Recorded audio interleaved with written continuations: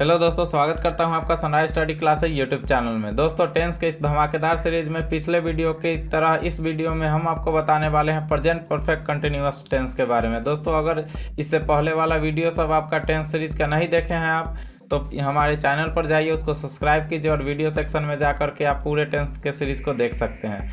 तो चलिए, मैं आपको आज बताने वाला हूं प्रेजेंट परफेक्ट कंटिन्यूअस टेंस का ट्रांसलेशन कैसे बनता है, इसकी क्या पहचान होती है और इसको आसानी से कैसे बनाया जा सकता है। तो चलिए चलते हैं अपने लैपटॉप स्क्रीन में और सीखते हैं एक नए अंदाज में टेंस को। दोस्तों, जैसा कि प्रेजेंट परफेक्ट कंटिन्यूअस टेंस को हम हिंदी में बोलते हैं संपूर्ण वर्तमान काल। संपूर्ण वर्तमान काल यानी प्रेजेंट परफेक्ट कंटिन्यूअस टेंस। इसकी क्या पहचान होती है?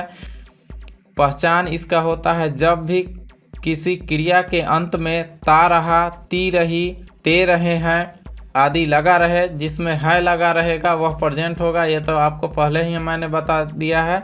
तो जहाँ भी ता रहा है, ती रही है, ते रहे हैं आदि लगा रहेगा, उस वाक्य को देखने से अगर पता चले कि यदि कोई कार्य इस समय समाप्त हो रहा है, इस समय पर संपन्न हो रहा है, तो उसकी पहचान प्रेजेंट परफेक्ट टेंस के रूप में होगी।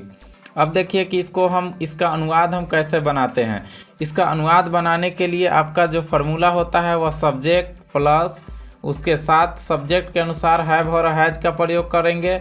उसके बाद बीन का और वर्ब के साथ आईएनजी यानी कि वर्ब आईएनजी और प्लस उसके बाद में ऑब्जेक्ट का प्रयोग होगा। दोस्तों, जैसे कि इसको बनाएंगे कैसे, इसके लिए मैंने आपको आसान भाषा में भी समझा दिया है। जब कोई वाक्य के अंत में ता रहता है, ती रहती है, ते रहते हैं अगर आदि लगा रहे, तो उस वाक्य के अनुवाद में अगर ही, सी, इट और नेम है यानी हसीन है, ही, सी, इट और नेम है, तो उनके साथ हम हैज का प्रयोग करेंगे और अन्य सभी जितने भी सब्जेक्ट होंगे उनके साथ हम हैव का प्रयोग करेंगे। इसके बाद हमको बीन का प्रयोग करना है और क्रिया के साथ हमको आईएनजी का प्रयोग करना है। दोस्तों, एग्जाम्पल के तौर पर हम समझ लेते हैं कि किस प्रकार से बनेगा। तो देखिए, एग्जाम्पल स्वरूप देखते हैं। मैं सोता रहा हूँ, तो आई के साथ हम हैव का प्रयोग करेंगे। उसके बाद बीन और स्लीप के साथ आईएनजी, सोना का स्लीप होता है आईएनजी, तो sleeping, I have been sleeping. जैसा कि हमने आपको बताया था, यहाँ पर subject plus have has plus been plus भी के साथ आईएनजी का प्रयोग होगा। उसी तरह यहाँ पर है आई हैव बीन स्लीपिंग। उसी तरह मैं पढ़ता रहा हूँ, तो इसमें सब्जेक्ट कौन हो गया? जो कोई भी कि जिस कार्य को संपन्न करता है उसको सब्जेक्ट कहते हैं।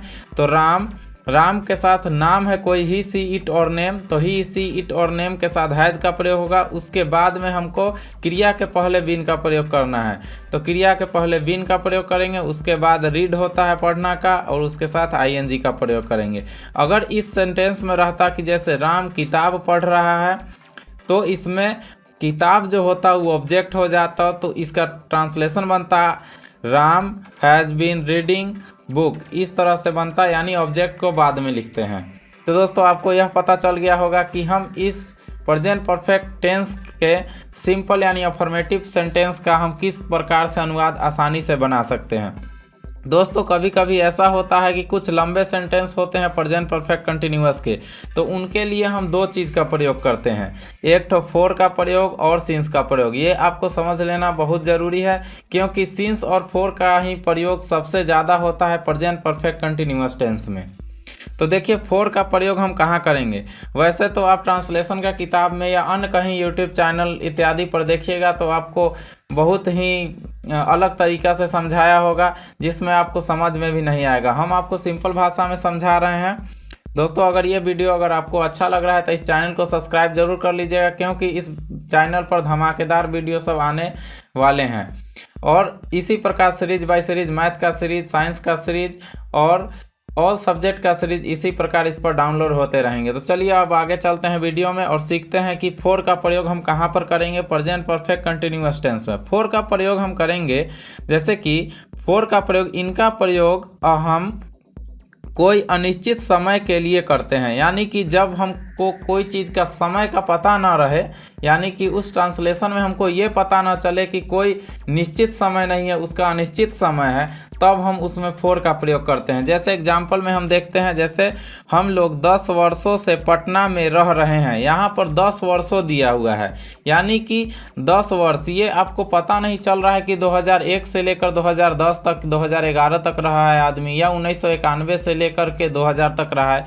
आपको एग्जैक्ट टाइम नहीं पता है, सिर्फ आपको नंबर पता है कि 10 वर्षों से, 12 वर्षों से, 1 वर्षों से, 1 माह से, 2 दिन से, 4 दिन से, यानी कि आपको टाइम नहीं पता चलेगा, वहाँ पर निश्चित समय का नहीं बोध होगा, सिर्फ आपको अंदाज पर होगा कि 10 वर्षों से रह रहा है, 5 वर्षों से रह रहा है, 2 मिनट से हंस रहा है। इस प्रकार का जहाँ भी बोध हो आपको, तो इसका प्रयोग में हम फोर का प्रयोग करते हैं इसमें। जैसे कि इसका ट्रांसलेशन बनाएंगे, we have been living in Patna, ये तो आपको हो गया जो फार्मूला के आधार पर बताए थे। वी के साथ हैव लगाएंगे, हैव के बाद बीन लगेगा, बीन के बाद लिव होता है रहना का, तो आईएनजी लगेगा, लिविंग इन पटना, ये पटना ऑब्जेक्ट हो गया। अब हमको बनाना है 10 वर्षों से, तो 10 वर्षों से क्या लगेगा, आपको निश्चित टाइम नहीं पता चल रहा है, तो यहाँ पर फोर का प्रयोग होगा, फॉर 10 ईयर्स। उसी तरह दूसरा एग्जाम्पल देखते हैं, वह 2 मिनट से हंस रहा है, तो ही के साथ हैज का प्रयोग होगा, हैज के बाद बीन, बीन के बाद लाफिंग। आप जानते हैं क्रिया के पहले बीन का प्रयोग करना है, तो ही हैज बीन लाफिंग। उसके बाद इसमें भी आपका है 2 मिनट, 2 मिनट यानी निश्चित समय नहीं है कि 1:02 से 1:04 तक हंसा, ऐसा नहीं है, आपको सिर्फ 2 मिनट 4 मिनट दिया हुआ है, तो यह भी निश्चित समय नहीं है, निश्चित समय नहीं है, इसलिए फोर का प्रयोग करेंगे, for 2 minutes. He has been laughing for 2 minutes, यानी वह 2 मिनट से हंस रहा है। अब हम आगे देखते हैं सिंस का प्रयोग कहाँ होता है। तो दोस्तों सिंस का प्रयोग वहाँ पर करते हैं जहाँ पर कि इनका कोई निश्चित समय के लिए बोध हो, जहाँ भी निश्चित समय का बोध हो रहा है वहाँ पर हम सिंस का प्रयोग करेंगे। जैसे कि वह मैं 7 बजे से पढ़ रहा हूँ, इसमें निश्चित समय दिया हुआ है कि मैं 7 बजे से पढ़ रहा हूँ। जैसे उसमें था कि 10 वर्षों से, अगर उसमें दिया हुआ रहता कि मैं 2001 से रह रहा हूँ, मैं 2001 से पटना में रह रहा हूँ, तो ये निश्चित समय था। उसी तरह इसमें दिया हुआ है कि मैं 7 बजे से पढ़ रहा हूँ, तो 7 बजे से पढ़ने का इसमें बनेगा I have been reading since 7 o'clock। ये तो हम जान गए कि आई के साथ हैव लगेगा, हैव के बाद बीन लगेगा और रीड में आईएनजी लगा देंगे, तो ये आपका प्रेजेंट परफेक्ट कंटिन्यूअस टेंस बन गया।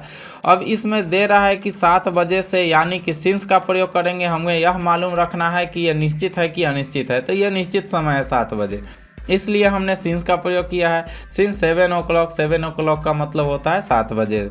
तो अब आगे देखते हैं हम, मोहित सोमवार से गाना गा रहा है, मोहित सोमवार से गाना गा रहा है, तो इसमें क्या होगा, मोहित है, मोहित नाम है, तो नाम के साथ हम क्या चीज़ का प्रयोग करते हैं, हैज का प्रयोग करते हैं। तो मोहित हैज, उसके बाद बीन, उसके बाद हम सिंगिंग, सिंग के साथ आईएनजी करेंगे, तो मोहन हैज बीन सिंगिंग।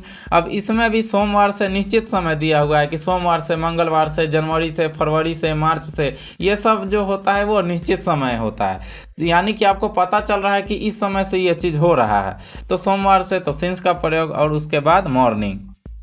तो इस प्रकार से हम प्रेजेंट परफेक्ट कंटिन्यूअस टेंस का अफर्मेटिव सेंटेंस या किसी भी सेंटेंस में आप जो सिंस और फॉर का प्रयोग होगा प्रेजेंट परफेक्ट कंटिन्यूअस टेंस में, वह सिंस और फॉर का इस प्रकार से प्रयोग होगा।